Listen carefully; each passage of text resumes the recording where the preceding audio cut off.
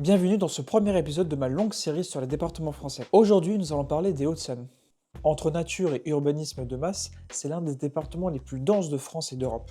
Un territoire d'attractivité qui rayonne dans toute la région et qui ne cesse de s'agrandir.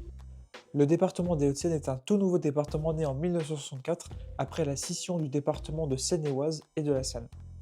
Elle comporte au total 36 communes qui sont toutes composantes intégrantes de la métropole du Grand Paris réparties en établissements publics territoriaux. 36 communes, c'est ridiculement peu comparé à beaucoup d'autres départements qui en comportent beaucoup plus, comme le Gard par exemple qui en comporte 351. Je vais donc vous présenter son histoire et sa géographie et surtout répondre à la question pourquoi c'est un petit département.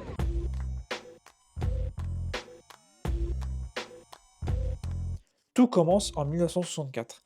Avant cette date, l'ancien département de Seine-et-Oise était un très grand département avec pour chef-lieu Versailles. Elle faisait partie des plus grands départements de France en termes de population. La loi de 1964 portant réorganisation de la région parisienne a supprimé ce grand territoire ainsi que celle de la Seine et se divise en 6 nouveaux départements. Les Hauts-de-Seine donc fut l'un des nouveaux départements mais aussi devient le plus petit département de France après Paris. La raison de ce changement, c'est de faire face à une très forte concentration de population dans la région qui s'agrandit sans cesse depuis plusieurs années. En effet, si ce département existait encore aujourd'hui, elle comptabiliserait ainsi 5 millions d'habitants, soit la moitié de la population de la région parisienne. Il fallait ainsi désenclaver les populations en permettant ainsi l'établissement de nouveaux chefs-lieux et de rapprocher les populations à leurs préfectures plus proches. L'autre raison, c'est aussi politique. En effet, cette forte concentration de population pouvait faire un poids au niveau des élections, notamment au niveau des élections régionales avec l'émergence de la Ve République. Cela permet donc de rééquilibrer les circonscriptions électorales. Aujourd'hui, les Hauts-de-Seine devient le territoire d'attractivité avec beaucoup d'emplois et d'écoles. Passons à sa géographie. Ce département, on l'appelle aussi une banane, en raison de sa forme géographique. Ses frontières sont assez naturelles. On retrouve le périphérique parisien qui s'étend sur toute la face au nord et au sud-est. Au nord, elle est longée par la Seine jusqu'à Saint-Cloud et au sud par l'A86. Elle est donc assez renfermée mais très bien desservie par les transports en commun. En effet, elle est très bien desservie par de nombreux trains de banlieue qui traversent ce département allant de Paris vers l'ouest, mais aussi à l'intérieur avec une ligne de tramway qui part du nord au sud en longeant la Seine, le Transilien UL qui part de la Défense jusqu'à Versailles et des RER en périphérie, ce qui rend ce département très lié au département voisin et de Paris. Malgré que ce département soit très bétonisé, notamment avec sa proximité avec Paris, elle reste tout de même très végétalisée avec de nombreux parcs.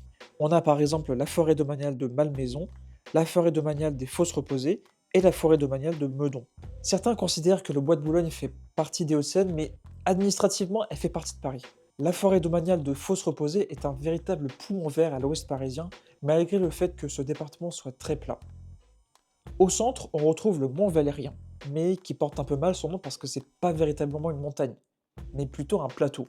D'ailleurs, si vous voulez en savoir plus sur le Mont Valérien et sur les montagnes de manière générale, je vous invite à aller voir la vidéo d'un pote youtubeur, Harley Harlod, qui en a fait une très bonne vidéo à ce sujet.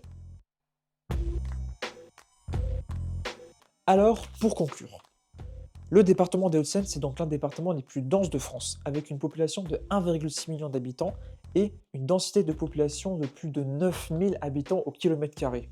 Ce qui est assez énorme pour un si petit département qui fait à peine 175 km².